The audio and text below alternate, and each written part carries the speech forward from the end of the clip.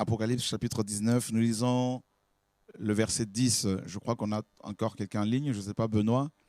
On a quelqu'un d'autre en ligne? Non, c'est bon. Apocalypse chapitre 19, verset 10. Je tombais à ses pieds pour l'adorer. Mais il me dit, garde-toi de le faire, car je suis ton compagnon de service et celui de tes frères qui ont le témoignage de Yeshua. Adore Dieu, car le témoignage de Yeshua est l'esprit de la prophétie. Jean, l'apôtre de l'agneau, a, n'est-ce pas, a failli adorer, n'est-ce pas, un ange, l'ange que Dieu lui avait envoyé pour, n'est-ce pas, lui révéler les choses à venir. Et on apprend que Jean, malgré le fait qu'il était déjà établi apôtre, qu'il avait déjà reçu l'onction, Jean va, n'est-ce pas, tomber aux pieds de cet ange. Il va commencer à vouloir l'adorer.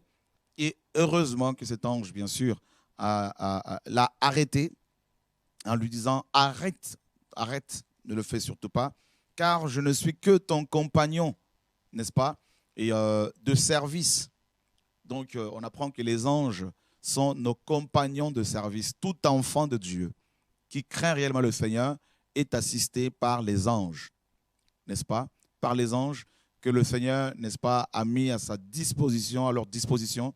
Et en fonction de l'appel des uns et des autres, le Seigneur a assigné, n'est-ce pas, des anges à des tâches bien spécifiques.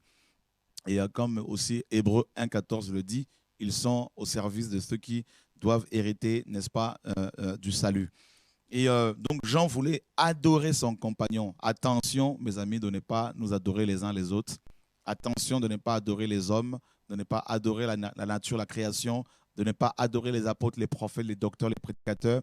Attention, n'adorez surtout pas vos maris, vos femmes, mes sœurs, mes frères. Et Dieu seul doit être adoré. L'adoration ne doit en aucun cas, mes amis, être dirigée vers la création, les créatures, n'est-ce pas? Donc, ni les saints, ni le pape, ni les prêtres, ni, mes amis, les choses de ce monde, ni les choses à venir ne doivent être adorées. Dieu est le seul être à qui nous devons rendre la gloire, la louange, l'honneur, la puissance, la majesté. Vous me direz, frère, mais qu'est-ce que l'adoration? L'adoration, c'est quoi? C'est simple. Et si vous avez du mal à vous passer de quelque chose, cette chose devient votre Dieu. Si vous avez du mal à vous passer de quelqu'un, n'est-ce pas? La personne devient naturellement, n'est-ce pas, votre Dieu. C'est terrible. Donc, l'adoration, je la définis aussi comme cette dépendance que nous sommes censés avoir vis-à-vis de notre Créateur. Un adorateur est une personne dépendante du Seigneur, n'est-ce pas? Donc, oui, l'adoration, c'est le fait de dire ce que Dieu est. Dieu est bon, Dieu est amour, Dieu est glorieux, Dieu nous aime et tout ça. Mais l'adoration, mes amis, c'est cette dépendance. Et je crois que nous allons quand même pendant quelques minutes parler un peu de l'adoration. Et je me sens conduit vraiment par le Seigneur dans ce sens. Donc, c'est cela l'adoration, la dépendance vis-à-vis du Seigneur. Un adorateur est une personne qui est tellement dépendante du Seigneur que si elle sort de cette adoration, elle est mal. Si la présence du Seigneur se fait rare dans sa vie, elle se sent mal. Rappelez-vous bien que nous avons tous été créés pour adorer. Tout être humain, tout homme, quel qu'il soit, croyant ou athée, selon les hommes, fidèle ou infidèle, nous avons tous été créés pour adorer. Il est dit dans Ecclésiaste chapitre 3, Ecclésiaste 3, Salomon dit que Dieu a mis dans chaque homme la pensée de l'éternité. Donc, il a mis en nous, mes amis, cette capacité en nous créant de pouvoir adorer. Et malheureusement, les hommes, beaucoup d'hommes, notamment ceux qui ne veulent pas croire en Dieu, ne veulent pas venir au Seigneur, adorent soit la nature, comme les animistes, adorent soit les êtres humains, et les souris, comme dans l'hindouisme, les hindous ont à peu près 3 millions de divinités, 3 millions de dieux. Tout est pratiquement Dieu dans l'hindouisme. Les souris sont de Dieu, les vaches ne sont pas consommées parce que la viande de vache n'est pas consommée parce qu'elles sont considérées comme des divinités. Vous voyez, tout est Dieu. La nature, tout ça, les insectes, tout ça, c'est impressionnant. Vous voyez? Et malheureusement aussi, on trouve cela dans le catholicisme romain, dans l'église catholique romaine, où, mes amis, le pape est pratiquement considéré divinisé carrément, et les saints, on leur adresse des prières, tout ça. Aujourd'hui, même dans nos assemblées évangéliques, malheureusement, n'est-ce pas, même là où la parole véritable est prêchée, les prédicateurs peuvent devenir des divinités si vous ne faites pas attention. Si on ne fait pas attention. Vous voyez, donc, l'homme a tendance à adorer, n'est-ce pas, les êtres visibles. L'homme a tendance, n'est-ce pas, du fait qu'il a été créé pour adorer, l'homme a tendance à matérialiser Dieu. C'est pour cela, dans Exode 32, quand Moïse va s'absenter pendant 40 jours, les enfants d'Israël, alors qu'ils avaient vu des grands miracles que le Seigneur notre Dieu avait opérés, n'est-ce pas, ils vont mettre la pression sur Aaron, le frère de Moïse, pour qu'il leur fabrique un Dieu. Et Aaron va leur demander de se dépouiller, il va, n'est-ce pas, les dépouiller, il va prendre leurs bijoux, tout ça, l'or qu'ils avaient, et, n'est-ce pas, avec ces bijoux, ces trésors, il va leur fabriquer un veau, le veau d'or. Et tout le monde dira, Israël, voici ton Dieu. Vous voyez, l'homme a tendance à matérialiser Dieu. L'homme, parce que Dieu est invisible, eh bien, l'homme veut se créer son petit Dieu à sa hauteur, à sa dimension, à sa convenance. Un Dieu, n'est-ce pas, qui soit tellement visible qu'il peut facilement le toucher, le manipuler, n'est-ce pas? Et voilà comment nous sommes. Alors, si ce n'est pas un pasteur qui va être divinisé, ça va être une prophétesse. Si ce n'est pas une prophétesse, ça va être un bâtiment. Si ce n'est pas un bâtiment, ça va être aussi l'argent. L'argent est devenu un dieu. L'argent, monnaie, n'est-ce pas? Il est tellement divinisé que, on lui rend carrément, beaucoup de gens lui rendent carrément un culte, le voient en culte. C'est terrible. Et beaucoup de gens se suicident et vont se sacrifier pour le dieu argent. Ils vont vendre leur corps, se prostituer pour avoir de l'argent. Ils vont vendre leur corps pour avoir, d'autres vont se vendre, vont se sacrifier pour adorer le Dieu, mes amis, je ne sais pas, qu'on appelle par exemple la drogue, n'est-ce pas? Donc, beaucoup de drogués sont tellement addicts, sont tellement dépendants de la drogue qu'ils vont se prostituer, tout ça là, pour pouvoir, n'est-ce pas, se soulager, pour répondre aux besoins, n'est-ce pas, de leur corps, en consommant ce Dieu. Et c'est une forme d'adoration, en fait. Vous voyez, frère? Donc, je vous disais tout à l'heure que l'adoration, je la définis comme une dépendance. C'est ce que Dieu me fait comprendre en même temps. C'est-à-dire, un adorateur du véritable Dieu, c'est celui qui dépend du Seigneur. Comme le Seigneur Jésus-Christ, homme, disait, n'est-ce pas, qu'il ne fait rien sans son Père, n'est-ce pas? Qu'il était là pour faire la volonté du Père. Et l'adoration, bien sûr, regardez ce que Dieu dira à Abraham dans Genèse chapitre 22. Genèse chapitre 22. La parole nous dit ceci. Après ces choses, Dieu mit à Abraham à l'épreuve et lui dit, Abraham, et il répondit, me voici. Dieu dit, prends ton fils, ton unique fils, celui que tu aimes, Isaac, va-t'en au pays de Morija et là offre-le en holocauste sur l'une des montagnes que je te dirai. Abraham se leva de bon matin, sela son âne et prit avec lui 2 serviteurs et son fils Isaac. Il fendit du bois pour l'holocauste et partit pour aller au lieu que Dieu lui avait dit. Le 3e jour, Abraham levant les yeux, vit le lieu de loin.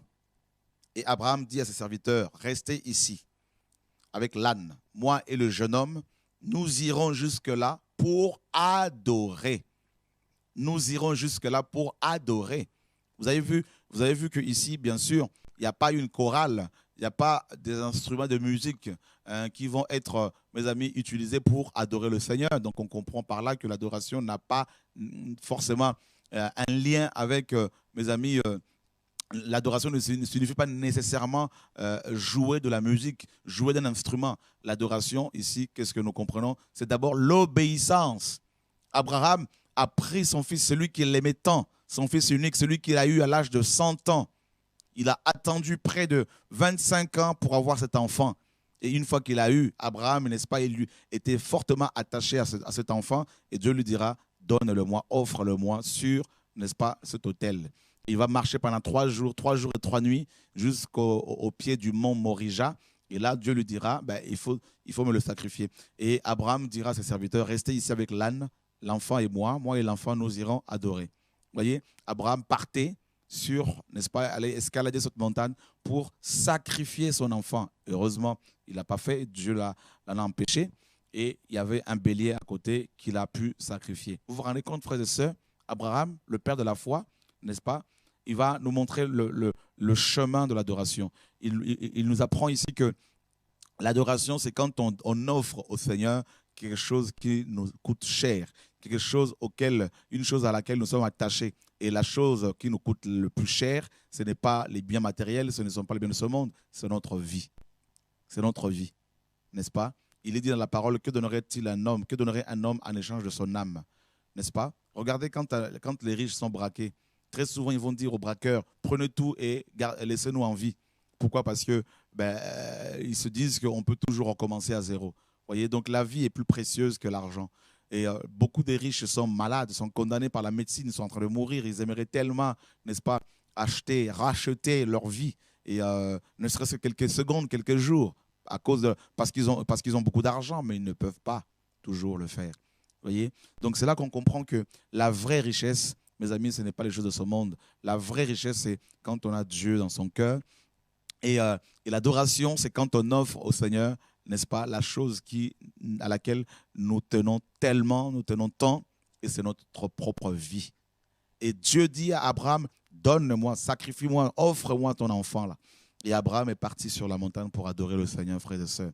Donc quand l'ange dit à Jean, n'est-ce pas, adore Dieu, et il voulait aussi lui faire comprendre, comme Abraham, le père de la foi, consacre ta vie à Dieu.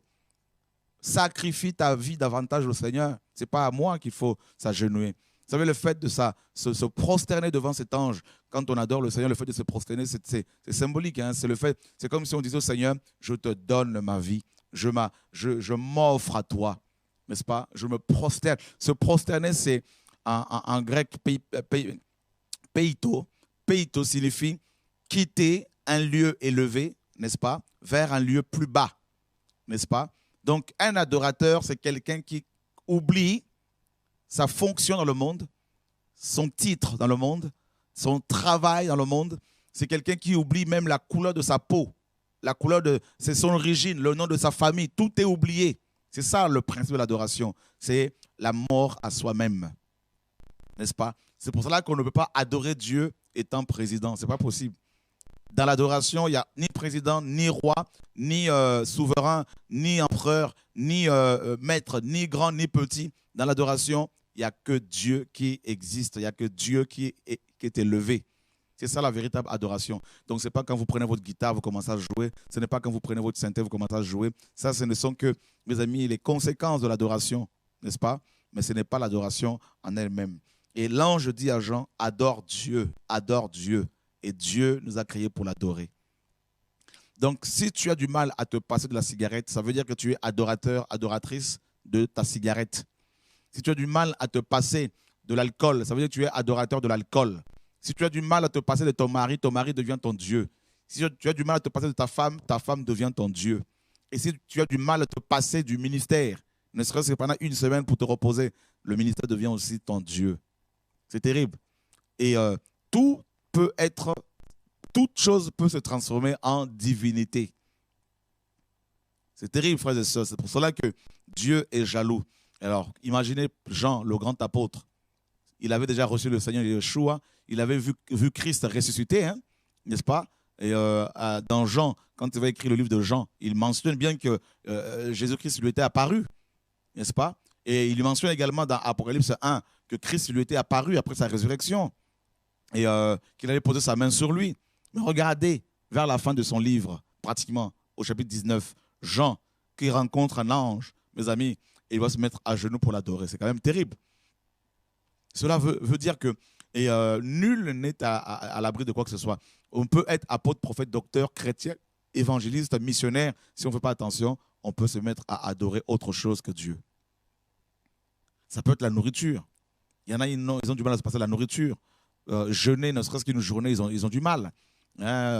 D'autres ont du mal à se passer du café.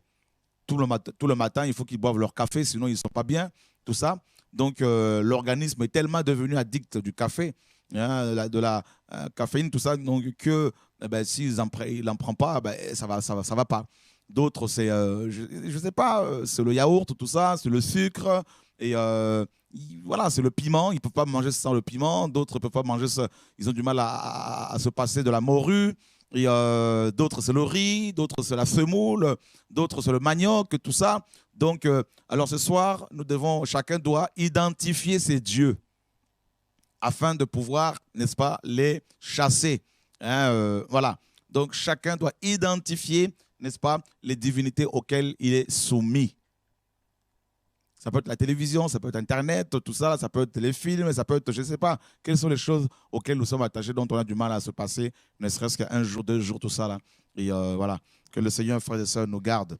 Et l'ange dira à Jean par la suite, après lui avoir dit, ne m'adore pas, mais adore Dieu, il dit, car le témoignage de Yeshua, le témoignage de Jésus-Christ est l'esprit de la prophétie. Chrétiens, écoutez bien. Le témoignage de Jésus-Christ est l'esprit de la prophétie. C'est-à-dire l'ensemble de la révélation consignée, révélation divine que Dieu a révélée aux hommes. C'est-à-dire ce livre, la Bible de Genèse à Apocalypse, on apprend que ce livre-là, n'est-ce pas, a pour objectif, n'est-ce pas, et le témoignage de Jésus-Christ. C'est terrible. Donc, une prophétie qui glorifie l'homme ne vient pas de Dieu. Toute prophétie qui élève l'homme, qui glorifie l'homme, une prophétie qui fait que l'homme est élevé, glorifié, magnifié, ne vient pas de Dieu. Le témoignage de Yeshua, c'est le fondement même de la prophétie biblique. D'accord? Si cette parole nous a été révélée, c'est pour que Yeshua soit témoigné. Voilà pourquoi il dira à Jean, aux 12 apôtres, dans Acte 1, vous serez mes témoins, n'est-ce pas? Vous allez témoigner de moi partout. Quand il s'est révélé à Paul, il dira, n'est-ce pas, à Ananias, cet homme est un instrument que je me suis choisi, il va témoigner de moi. Voyez? Donc nous ne sommes pas là pour témoigner de nous. Nous ne sommes pas là pour témoigner des uns des autres. On peut rendre témoignage vite fait comme ça des frères et sœurs par rapport à leur, n'est-ce pas, moralité, par rapport à leur marche avec le Seigneur. Il n'y a pas de problème. Mais le témoignage que nous sommes appelés à rendre, frères et sœurs, matin, midi, soir, c'est celui de Yeshua, notre Seigneur et Sauveur. C'est pour cela que tout ministère, tout pasteur, tout prédicateur qui n'est pas focalisé sur Jésus-Christ, mes amis, n'est pas de Dieu. Quand un pasteur dit que moi, ma spécialité, c'est de parler de finances, c'est faux. Quand un pasteur dit, moi, ma spécialité, c'est de parler que de la foi, frère, non. La foi vient de ce qu'on entend, et ce qu'on entend vient de la parole de Dieu. Donc, il peut parler de la foi, c'est vrai, mais la base, c'est Yeshua. Parce que c'est lui qui suscite la foi. Et on apprend dans Romains 11 que c'est de lui, et, par lui et pour lui que sont toutes choses. Donc, c'est de lui, il est la source. Par lui, c'est le moyen par lequel les choses passent, n'est-ce pas? Et pour lui, c'est la raison pour laquelle les choses doivent se faire. Donc, il est la source, il est le moyen, il est la raison de notre existence, de notre vie, de notre adoration. Yeshua, matin, Yeshua, midi, Yeshua, le soir, Yeshua, à minuit, Yeshua, tout le temps. Donc, toutes les guérisons qu'il opère, c'est pour que son nom soit glorifié. Tous les miracles qu'il opère, tous les miracles, c'est pour que son nom soit glorifié. Toutes les âmes qui se convertissent, c'est pour que son nom soit glorifié. Voyez, le retour à la parole, c'est le retour à Dieu, tout simplement. Ce n'est pas autre chose. Ce n'est pas le retour à la connaissance intellectuelle, à une adhésion à un mouvement. C'est le retour à la relation entre l'homme et Dieu. N'est-ce pas? Donc, tout tourne autour de lui. Tout doit tourner autour de la personne de Yeshua, notre Seigneur et Sauveur. Voilà pourquoi ce soir, nous voulons vous laisser le temps de nous appeler pour éventuellement donner gloire à Yeshua. Vous laissez l'opportunité ce soir, l'occasion d'appeler pendant quelques minutes, de donner gloire au Seigneur par rapport à ce qu'il fait dans vos vies, par rapport à ce qu'il a accompli dans vos vies, frères et sœurs. Et appelez-nous depuis vos maisons, depuis vos pays, pour que ce soir, le nom de Yeshua soit encore glorifié, soit adoré, mes amis, au nom de Yeshua. Voilà, donc, c'est ça l'évangile. On doit prêcher pour que ce nom soit glorifié. Les âmes sont touchées, nous ne sommes pour rien. Les âmes sont guéries, nous ne sommes pour rien. L'argent est donné pour faire avancer l'œuvre du Seigneur, nous ne sommes pour rien, frères et sœurs. Et Yeshua, c'est lui qui est tout. N'est-ce pas? C'est pour cela que nous ne voulons en aucun cas mettre nos photos ici et là, parce qu'on ne doit pas nous voir nous. C'est lui qui fait, donc pourquoi devrions-nous être vus? C'est Jésus-Christ qui fait, c'est lui qui guérit, c'est lui qui sauve, c'est lui qui donne les moyens, c'est lui qui nous donne la force, c'est lui qui nous protège contre la sorcellerie, c'est lui qui combat nos ennemis, qui nous attaquent ici et là, les jaloux, qui n'aiment pas la vérité, mes amis. Donc, pourquoi ne pas le glorifier? Donc, nous avons quelqu'un en ligne. Allô, bonsoir. Nous sommes dans Jean chapitre 4 et verset 20. Nos pères ont adoré sur cette montagne. Et vous, vous dites que le lieu où il faut adorer est à Jérusalem. Femme, lui dit Yeshua, crois-moi, l'heure vient où ce ne sera ni sur cette montagne, ni à Jérusalem que vous adorerez le Père. Vous adorez ce que vous ne connaissez pas. Nous adorons ce que nous connaissons, car le salut vient de Juifs. Mais l'heure vient, et elle est déjà venue, où les vrais adorateurs adoreront le Père en esprit et en vérité. Ce sont là les adorateurs que le Père demande. Donc Dieu demande des adorateurs. Voyez, et ça, c'est magnifique. Et Dieu est esprit et il faut que ceux qui l'adorent en esprit, en vérité. Donc cela veut dire qu'il n'y a pas un lieu spécifique où les gens doivent se rendre constamment pour adorer. Sous la loi, oui, n'est-ce pas? Sous Moïse, il y avait Jérusalem. Et pour les Samaritains, ils allaient prier sur le mont Garizim, n'est-ce pas? Sur le mont Garizim, ils avaient construit un temple à l'époque de Néhémie. Et les Samaritains allaient sur cette montagne et les Juifs à Jérusalem. Et donc aujourd'hui, il n'y a pas un lieu centralisé, il n'y a pas d'endroit précis où les chrétiens sont obligés d'aller, n'est-ce pas, pour chercher Dieu. Ça n'existait plus sous la Nouvelle Alliance, frères et sœurs. C'est complètement charnel. Il y a des endroits où on peut se retrouver de temps à autre pendant quelques temps, mais faire d'un endroit une maison de Dieu, la maison de Dieu, c'est carrément remettre en place Moïse. Donc, transformer un lieu en un lieu d'adoration où des chrétiens doivent s'y rendre pour adorer Dieu, c'est de la religiosité, c'est la religion. Ce qui fait que beaucoup de chrétiens n'adorent pas Dieu chez eux, dans la rue, alors que l'adoration, c'est le sacrifice perpétuel de notre vie. C'est la consécration de notre vie.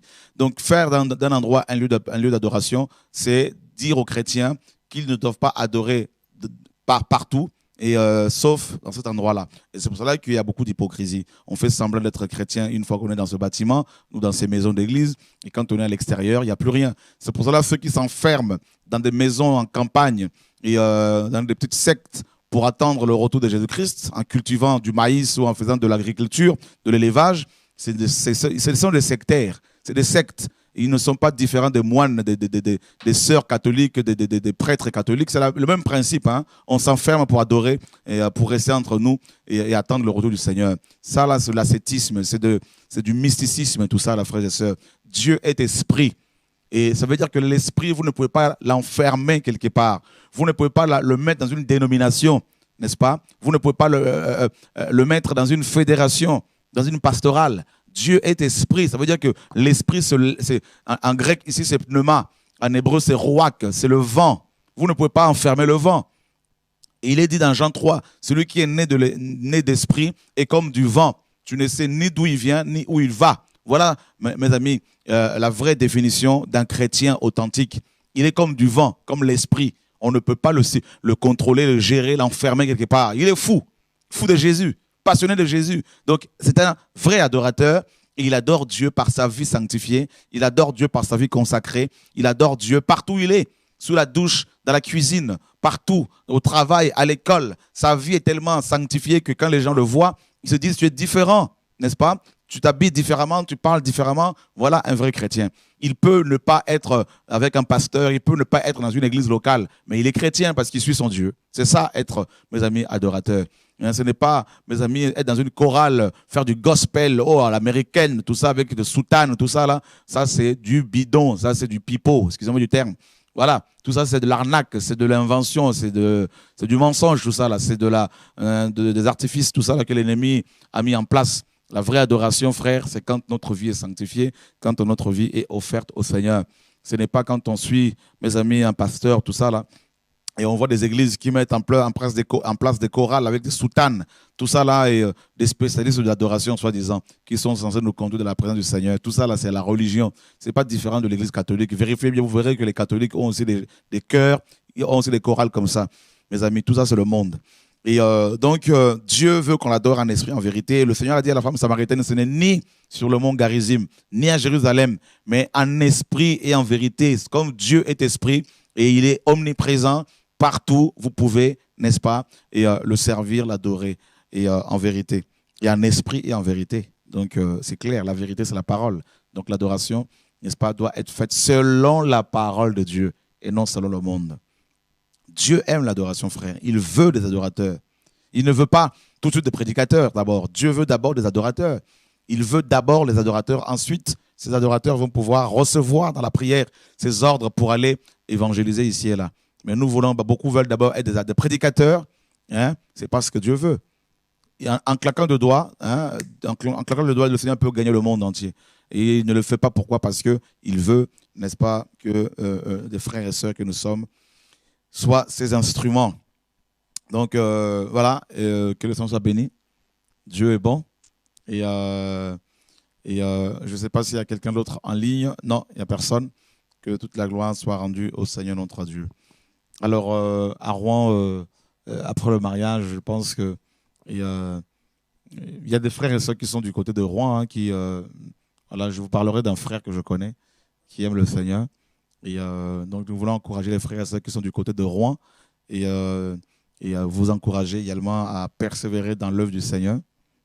Et alors, comment, au niveau de Rouen, quelle est l'atmosphère spirituelle de Rouen?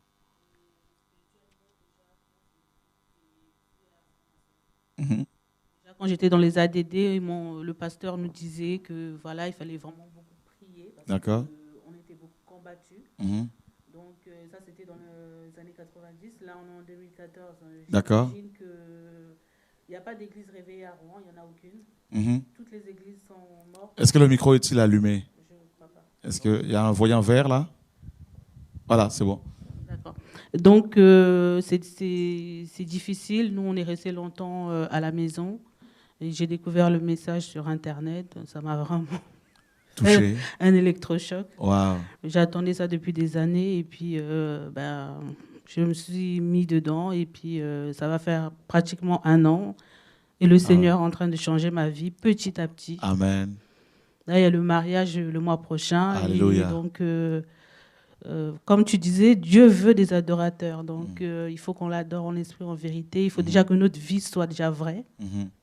Donc, après, si on est sincère avec le Seigneur, je pense qu'il peut tout faire après. Amen. Donc, déjà, il faut que nos cœurs soient disposés.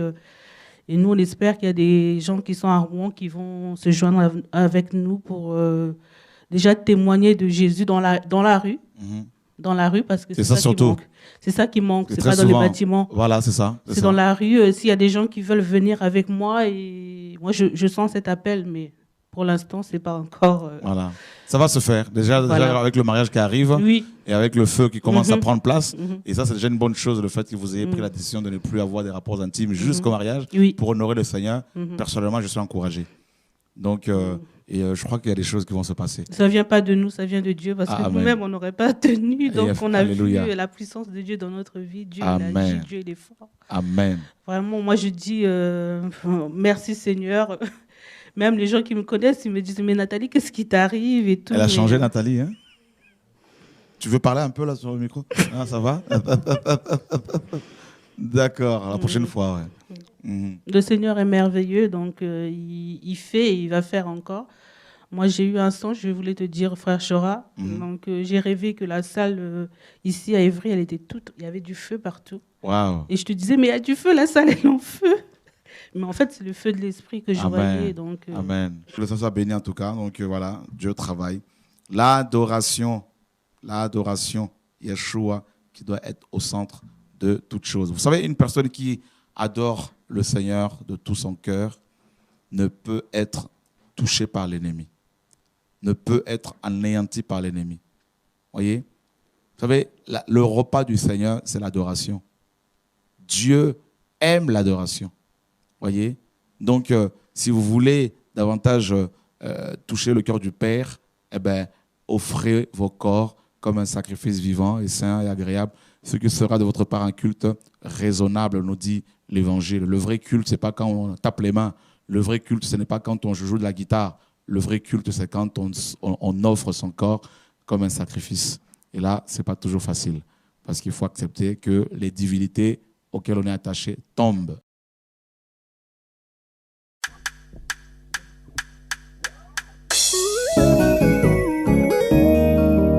Chaque jour, le monde me propose d'accepter ses idées, mais je ne peux pas parce que je t'aime. Les plaisirs me sont proposés afin de me corrompre. C'est pas possible parce que je t'aime. Seulement parce que je t'aime, seulement parce que je t'aime. Je ne veux pas heurter ton cœur parce que je t'aime. Seulement parce que je t'aime, seulement parce que je t'aime. Je ne veux pas heurter ton cœur parce que je t'aime. La crainte de ton nom m'empêche de faire ce que tu ne veux pas. Pourquoi t'attrister, pourquoi te blesser, Seigneur? Tu ne le mérites pas. Tu m'as aimé le premier. Je t'aime, Seigneur, encore je t'aime. Seulement parce que je t'aime, seulement parce que je t'aime. Je ne veux pas heurter ton cœur parce que je t'aime. Seulement parce que je t'aime, seulement parce que je t'aime. Je ne veux pas heurter ton cœur parce que je t'aime. Oh oui, papa, je t'aime, Seigneur, mon Dieu. Parce que je t'aime. Je veux te prouver mon amour, Seigneur, en obéissant à tes commandements, Seigneur, en les appliquant à ma vie, en les appliquant, Seigneur, mon Dieu, mon roi, dans ma famille, en les appliquant, Seigneur, mon Dieu, mon roi, dans mon foyer. Oui, Père, je veux, Seigneur, mon Dieu, mon roi, observer ta loi, que ta loi, Seigneur, soit inscrite dans mon cœur. Oui, Seigneur, car c'est comme ça, Seigneur, que je pourrais te montrer que je garde tes commandements et que je t'aime, Seigneur. Oui, je t'aime de tout mon cœur, Seigneur, mon Dieu. J'aime, Seigneur, mon Dieu, mon roi, te louer. J'aime, Seigneur, te louer. J'aime te glorifier, Seigneur. J'aime, Seigneur, mon Dieu, mon roi, t'adorer, Père. Oui, je t'adore, Seigneur. Je t'adore de tout mon cœur, de toute ma force, Seigneur, de toute mon âme, Seigneur, de tout mon esprit. Oui, Père, je t'aime, Seigneur, mon Dieu, mon roi. C'est parce que je t'aime, Seigneur, mon Dieu, mon roi, que ce chant, Seigneur, mon Dieu, mon roi, vient dans mon cœur. Oui, je t'aime, Seigneur. Je t'aime, Papa. Je t'aime, Seigneur Jésus-Christ.